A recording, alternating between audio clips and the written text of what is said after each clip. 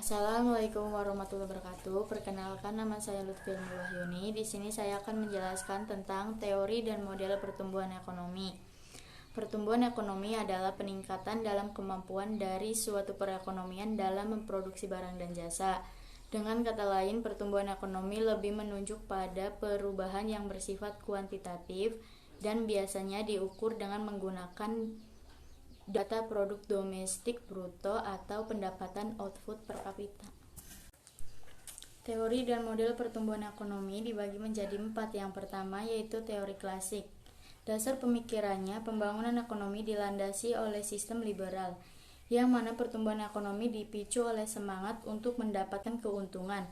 Adapun 3 tokohnya, yang pertama yaitu menurut Adam Smith, perekonomian akan tumbuh jika ada pertambahan penduduk. Yang kedua yaitu David Ricardo, jika pertumbuhan penduduk terlalu besar, maka tenaga kerja akan melimpah dan akan terjadi penurunan upah sehingga perekonomian menjadi stagnan. Yang ketiga yaitu Thomas Robert Malthus, pertumbuhan penduduk yang besar akan membuat kekurangan pangan sehingga masyarakat akan hidup pas-pasan. Adapun faktor-faktor dari ekonomi klasik, yang pertama yaitu jumlah penduduk, yang kedua jumlah stok barang modal, yang ketiga luas tanah dan kekayaan alam, dan keempat tingkat teknologi. Yang kedua yaitu teori non-klasik. Didasarkan pada kritik di atas, kelemahan-kelemahan atau penyempurnaan terhadap pandangan atau asumsi dari teori non-klasik. Adapun satu tokoh dalam teori pertumbuhan ekonomi non-klasik yaitu Harold Domar, perlunya pembentukan modal atau investasi sebagai syarat untuk pertumbuhan ekonomi yang mantap atau teguh. Adapun faktor-faktor ekonomi non-klasik, yang pertama yaitu modal, yang kedua tenaga kerja, dan ketiga perkembangan teknologi. Yang ketiga yaitu teori pertumbuhan modern. Progres teknologi berpengaruh penting terhadap pertumbuhan ekonomi. Faktor-faktor produksi yang krusial tidak hanya banyaknya tenaga kerja dan modal, tetapi kualitas sumber daya manusia dan kemajuan teknologi, energi, kewirausahaan, bahan baku, dan material. Faktor-faktor pertumbuhan modern, yang pertama yaitu sumber daya alam, yang kedua akumulasi modern, yang ketiga organisasi, yang keempat kemajuan teknologi, dan kelima pembagian kerja dan skala produksi. Yang keempat yaitu teori ekonomi Keynesian. Keynes menentang pandangan klasik yang menyatakan tidak adanya campur tangan pemerintah dalam kegiatan ekonomi, tapi bagi Keynes campur tangan pemerintah itu merupakan keharusan. Adanya kebijakan fiskal agar pemerintah bisa mempengaruhi jalannya perekonomian, mekanisme pasar, dan kapitalis. Faktor-faktor ekonomi Keynesian. Faktor utama yang menentukan tingkat kegiatan ekonomi yang dicapai suatu negara adalah perbelanjaan masyarakat atas barang dan jasa. Kurang lebihnya saya mohon maaf. Wassalamualaikum warahmatullahi wabarakatuh. Assalamualaikum warahmatullahi wabarakatuh. Saya akan memaparkan faktor-faktor yang mempengaruhi pertumbuhan ekonomi di Indonesia. Setidaknya ada 5 faktor yang mempengaruhi pertumbuhan ekonomi di Indonesia. Yang pertama, sumber daya alam. Pertumbuhan ekonomi bisa menunjukkan sisi positifnya bila suatu negara memiliki sumber daya alam yang memadai dan dibutuhkan oleh banyak negara. Yang kedua, infrastruktur. Pemerintahan Jokowi di periode 2014 kemarin sangat mementingkan pembangunan infrastruktur seperti jalan tol. Semakin bagusnya infrastrukturnya, maka semakin rendah biaya produksi yang akan dikeluarkan oleh, misalnya dengan adanya tol Jawa yang membentang dari ujung Jawa Barat sampai Jawa Timur telah membantu mempercepat sektor industri dalam proses pendistribuan barang. Yang ketiga, sumber daya manusia. Bukan cuma sumber daya alam saja, sumber daya manusia juga menjadi faktor penentu pertumbuhan ekonomi suatu negara. Negara yang bisa menggenjot peningkatan kualitas sumber daya manusia agar lebih terampil dan terlatih. Yang keempat, teknologi.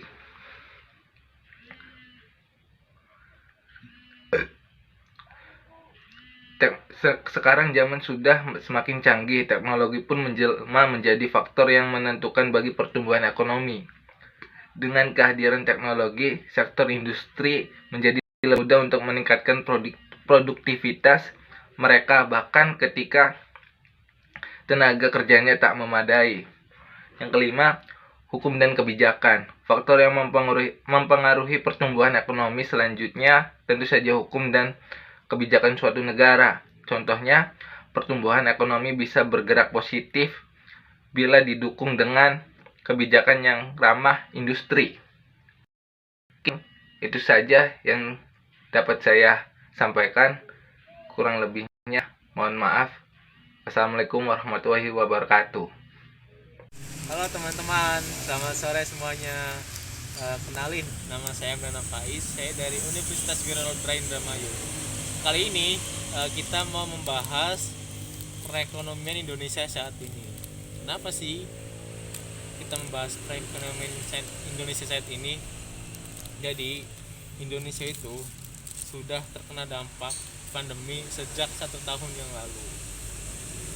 Perekonomian Indonesia sejak adanya pandemi COVID-19 itu semakin lama semakin menurun, semakin kurang baik, sehingga angka kemiskinan, angka pengangguran juga semakin tinggi, baik dari pengurangan terhadap UMKM, perusahaan-perusahaan, toko-toko juga itu mengalami kerugian sangat besar. Dalam statistik juga mencatat bahwa Indonesia itu merugi sampai 2,7% itu di tahun kemarin. Di tahun sekarang itu belum tahu berapa, tapi kemungkinan kayaknya itu naik karena kita bisa dilihat semakin hari semakin tinggi angka COVID-nya, kadang naik, kadang turun, tidak pasti juga. Maka kita sebagai warga Indonesia patuhi protokol kesehatan juga.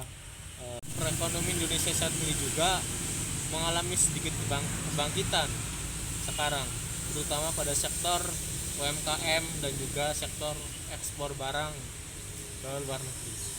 Karena banyak sekali anak-anak muda yang membantu UMKM kecil di desa-desa, di daerah-daerah terpencil untuk membangkitkan UMKM tentunya dalam sektor ekspor. Itu sangat bagus. Itu salah satu langkah terbaik dari anak-anak muda untuk memperbaiki kondisi ekonomi saat ini. Dan juga pemerintah juga selalu mendukung kegiatan-kegiatan ekspor tersebut dengan adanya dengan mempermudahnya syarat-syarat ekspor ke luar negeri dan juga mempermudahnya berkas-berkas tersebut. Mungkin cukup sekian dari saya. Assalamualaikum warahmatullahi wabarakatuh. Assalamualaikum warahmatullahi wabarakatuh. Perkenalkan, nama saya Febri Refli Ferdiansyah. Di sini saya akan menjelaskan atau menyebutkan materi tentang bab 8, yaitu lebih tepatnya perbedaan pertumbuhan ekonomi dan pembangunan ekonomi. Langsung saja. Di perbedaan utama antara pembangunan dan pertumbuhan ekonomi terletak pada cakupan perubahannya. Pembangunan ekonomi, perubahannya ada dalam bentuk membangun sektor perekonomian menjadi lebih baik. Sedangkan pertumbuhan ekonomi, perubahannya terletak pada pengembangan sektor ekonomi ke arah lebih baik. Selain itu terdapat beberapa perbedaan lainnya, yaitu yang pertama pembedanya itu PDB atau Produk Domestik Bruto. Jika pembangunan ekonomi dikatakan ada peningkatan jika PDB nilainya jauh lebih besar dibandingkan kenaikan jumlah penduduk. Selanjutnya, pertumbuhan ekonomi menekan pada PDB tetapi tidak membandingkan dengan indikator jumlah pertumbuhan penduduk. Yang kedua yaitu pembedanya perubahannya jika pembangunan ekonomi memperhatikan perbaikan struktur kelembagaan dan kondisi ekonomi. Jika pertumbuhan ekonomi hanya fokus pada peningkatan ekonomi saja. Yang ketiga, Pembedanya yaitu ada pemerataan dan peningkatan kesejahteraan rakyat. Jika pembangunan ekonomi memperhatikan pemerataan dan peningkatan kesejahteraan rakyat. Jika pertumbuhan ekonomi tidak memperhatikan pemerataan dan peningkatan kesejahteraan. Yang keempat, yaitu pembedanya ada di sifat perubahannya. Jika pembangunan ekonomi, sifat perubahannya kualitatif. Artinya, tidak hanya memperhatikan perubahan tingkat output produksi saja, tetapi juga struktur produksinya serta alokasi sektor ekonominya seperti lembaga dan pengetahuan. Jika pertumbuhan ekonomi, sifat perubahannya kuantitatif, artinya ada kenaikan standar pendapatan serta tingkat output produksinya. Selain itu, ada juga pertumbuhan ekonomi yang pertama merupakan proses naiknya produksi per kapita dalam jangka panjang, tidak memperhatikan pemerataan pendapatan, tidak memperhatikan pertambahan produk, belum tentu dapat meningkatkan taraf hidup masyarakat. Pertumbuhan ekonomi belum tentu disertai dengan pembangunan ekonomi, setiap input dapat menghasilkan input yang lebih. Yang kedua yaitu pembangunan ekonomi perubahannya, memperhatikan pemerataan pendapatan termasuk pemerataan pembangunan dan hasil-hasilnya. Yang kedua memperhatikan pertambahan penduduk. Yang ketiga meningkatkan taraf hidup masyarakat. Yang keempat pembangunan ekonomi selalu dibarengi dengan pertumbuhan ekonomi. Yang kelima, setiap input selain menghasilkan output yang lebih, banyak juga terjadi perubahan-perubahan kelembagaan dan pengetahuan teknik. Terima kasih.